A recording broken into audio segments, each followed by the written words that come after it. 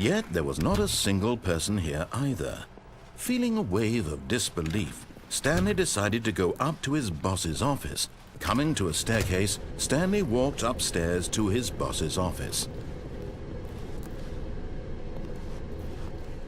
But Stanley just couldn't do it.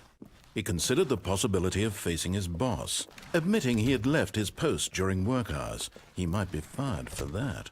And in such a competitive economy, why had he taken that risk? All because he believed everyone had vanished? His boss would think he was crazy. And then something occurred to Stanley.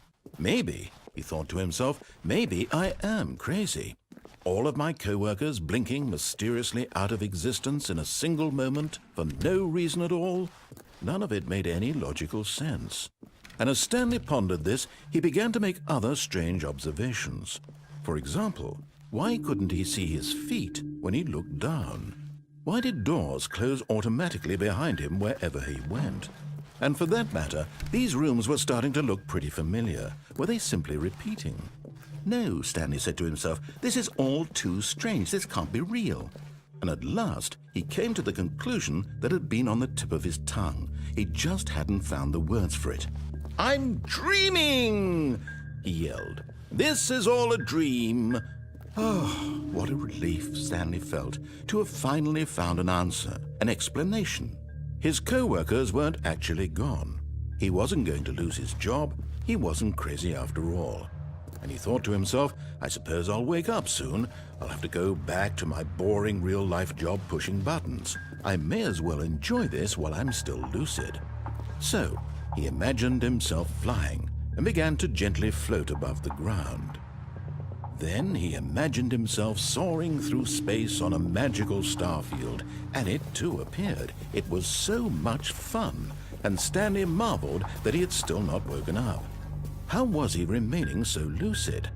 And then perhaps the strangest question of them all entered Stanley's head. One he was amazed he hadn't asked himself sooner. Why is there a voice in my head dictating everything that I'm doing and thinking? Now the voice was describing itself being considered by Stanley, who found it particularly strange. I'm dreaming about a voice describing me, thinking about how it's describing my thoughts, he thought. And while he thought it all very odd and wondered if this voice spoke to all people in their dreams, the truth was that, of course, this was not a dream. How could it be? Was Stanley simply deceiving himself, believing that if he's asleep, he doesn't have to take responsibility for himself? Stanley is as awake right now as he's ever been in his life. Now, hearing the voice speak these words was quite a shock to Stanley. After all, he knew for certain, beyond a doubt, that this was in fact a dream. Did the voice not see him float and make the magical stars just a moment ago? How else would the voice explain all that? This voice was a part of himself too. Surely, if he could just... He would prove it. He would prove that he was in control, that this was a dream.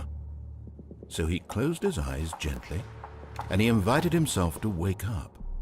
He felt the cool weight of the blanket on his skin, the press of the mattress on his back, the fresh air of a world outside this one. Let me wake up, he thought to himself. I'm through with this dream.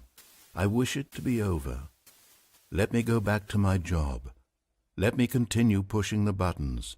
Please, it's all I want. I want my apartment and my wife and my job. All I want is my life exactly the way it's always been. My life is normal. I am normal. Everything will be fine. I am okay.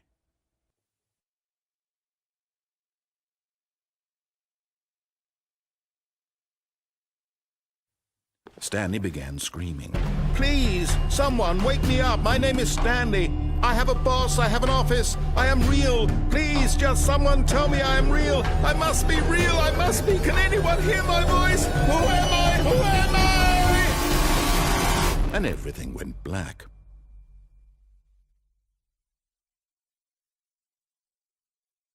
This is the story of a woman named Mariella. Mariella woke up on a day like any other. She arose, got dressed, gathered her belongings, and walked to her place of work. But on this particular day, her walk was interrupted by the body of a man who had stumbled through town talking and screaming to himself, and then collapsed dead on the sidewalk. And although she would soon turn to go call for an ambulance, for just a few brief moments she considered the strange man. He was obviously crazy. This much she knew. Everyone knows what crazy people look like.